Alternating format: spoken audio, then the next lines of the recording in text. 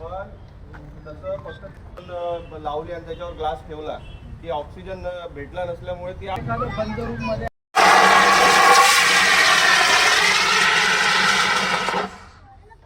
आता हे जे बाहेर दिसतं ना बर्फासारखं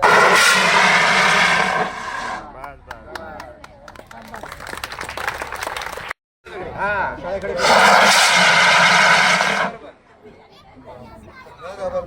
आता फायरचं प्रशिक्षण देण्यात आलेलं आहे. काय कारण आहे? आपल्या सर्वांना माहिती आहे की माननीय आयुक्त महोदय या विद्यार्थी व शाळेच्या सुरक्षितेच्या बाबतीत किती कटाक्ष आहे त्यांचा. त्यालाच अनुसरून आज महानगरपालिका क्षेत्रातील ज्या सर्व शाळा आहेत त्या शाळांना फायर फायटरचे जे सिलेंडर दिलेले आहेत आणि आग लागल्यानंतर काय उपाययोजना करावी यासाठी प्रत्यक्ष शाळेतील जी बालकं आहेत त्यांना प्रशिक्षण देणं गरजेचं आहे. कारण प्रत्यक्ष आग लागल्यानंतर काय उपाययोजना करावी हे मुलांच्या माध्यमातून सर्व नागरिकांपर्यंत किंवा ती सोसायटी किंवा चाळ असेल तर यांच्यामध्ये जनजागृती करणं अगदी सहज आणि सोपं जातं. त्याचाच एक भाग म्हणून आज 12वीची महानगरपालिकेची आमची जी शाळा आहे इथे आज हे प्रात्यक्षिक इथं आयोजित करण्यात आलं होतं.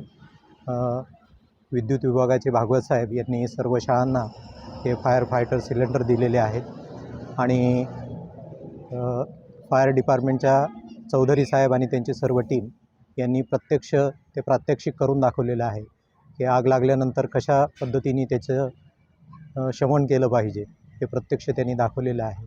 आणि अशाच पद्धतीने इतर ज्या महापालिकेच्या शाळा आहेत तिथे प्रत्यक्ष जाऊन याच पद्धतीचं प्रशिक्षण प्रत्येक शाळेतल्या मुलांना दिल्या जाणार आहे. विद्यार्थी असतात, शाळेची काय परिस्थिती आहे, त्यांना फायर इन्स्ट्रुमेंट काय काय लावलेले आहेत आणि कोविड काळामध्ये जे फायर इन्स्ट्रुमेंट होते ते त्याचा देखील वापर करणार होते, काय नाही?